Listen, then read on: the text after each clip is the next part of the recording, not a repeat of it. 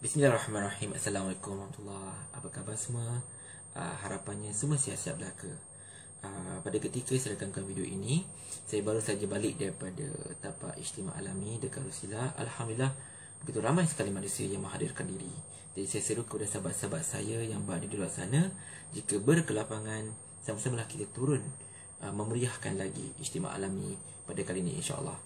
Jadi saya merakamkan video ini pada pagi ini, antaranya untuk menjawab sedikitlah mengenai satu video BFM Kupas yang telah diviralkan ketika ini oleh seorang wartawan mereka yang bernama Aisyah Tajuddin, yang antara lain mempelekehkan pelaksanaan hukuman hudud di Kelantan. Nak kata hina ni berat sangat, so kita kata dia pelekeh lah. Dan antara lain dia telah katakan bahawa hudud ni menyebabkan kerajaan Kelantan lupa nak bantu masa banjir. Pelaksanaan hudud ni antara lain menyebabkan kita lupa benda lebih besar. Kita jual agama banyak, dia kata. Sama lupakan hal tentang hutang negara makin banyak, tentang inflasi, tentang kegawatan dan sebagainya. Yang pertamanya, saya ni bukanlah seorang ustaz.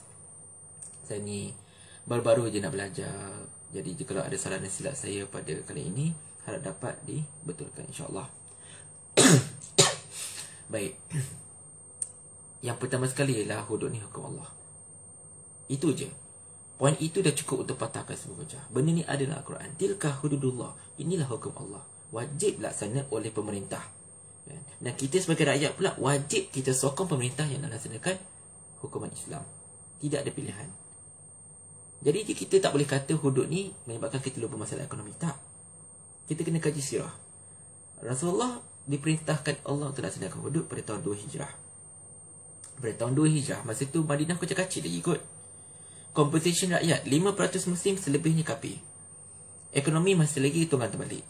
Kerja dan jenayah begitu banyak berlaku. Aus dan Khazraj masa tu masih lagi baru nak pulih daripada perang sedaga. Tapi Allah perintahkan Rasulullah laksanakan hudud pada tahun 2 Hijrah. Apa hikmahnya? Adakah semata-mata potong tangan orang? Tak. Hudud ini menjamin keamanan. Kenapa begitu? Sebab Allah perintah potong tangan pencuri. Allah tak perintahkan penjaga pencuri. Tak, Allah perintahkan potong tangan pencuri. Pencuri ni tuan-tuan, dia tak takut hukuman penjara mandatory. Pencuri tega yang dah biasa keluar masuk penjara, penjara 2-3 tahun aku relax je, tak ada masalah. Tapi cuba kalau potong tangan dia, takut boh. Dan siapa berani kalau potong tangan? Jadi natijah apa yang berlaku di situ ialah keadaan menjadi semakin aman di Madinah. Bila semakin aman, orang lagi suka berniaga. Bila orang suka berniaga, ekonomi cantik. Ekonomi itu dah berjalan dengan lancar. Sebab apa? Sebab orang berniaga tanpa gangguan. Pedagang luar pun suka datang ke Madinah. Sebab apa? Sebab Madinah ni aman. Kalau Aisyah tu seorang berniaga, katakan, kita berniaga, katakan, kita suka berniaga di tempat yang banyak penyangap atau berniaga di tempat yang aman bahagia. Dan tentu kita suka berniaga di tempat yang aman. Sebab apa? Barang kita terjamin keselamatannya dan kita pun insya-Allah tak akan mengalami kerugian dari segi rompakan dan sebagainya. Itulah hikmah hudud. Hudud ini membantu ekonomi. Sesuailah dengan moto PAS pada pilihan raya umum yang lepas, iaitu membina negara berkebajikan. Tentang masa banjir pula, benda itu tak kena. Hudud-hudud lah, banjir-banjir lah. Benda ni bukan kata kau buat hudud, banjir tak buat, tak. Hudud adalah pihak yang melaksanakannya, yang pihak merencanakannya. Banjir adalah pihak yang akan mengguguraskannya, yang akan merencanakannya, yang akan menyelesaikan masalah tersebut. Dan bila banjir ni pun kita kena dapat kebantuan berkerajaan pusat, sebab benda isu nasional, bukan isu negeri. Kelantan pun kena, Terengganu pun kena, Pahang pun kena, Johor pun kena, Selangor pun kena banjir, Perak pun kena banjir. Benda isu nasional. Jadi jangan kita kata bila kita buat hudud, banjir diketepikan. Tak. Benda tu silap. Memang silap. Dan tentang dia kata orang nak jual agama, fikir agama sangat pasal sampai lupa ekonomi merudum, hutang negara sampai 700 bilion dan sebagainya. Di sini saya tanya kepada Cik Aisyah tersebut. Hutang negara banyak, ekonomi negara merudum, kita pun defisit belanjawan teruk sangat. Ni hasil kerja tangan orang yang nak laksanakan hudud ke, atau orang yang selama ni tolak hudud? Hang biar betul. Jangan disebabkan orang lain yang buat silap kita yang kena. Tak kena macam tu. Yang selama ni yang jaga negara ni bukan pihak yang nak buat hudud, tapi yang jaga negara selama ni ialah pihak yang selama ni tak nak hudud. Dia orang yang buat negara sampai 700 bilion lebih hutang.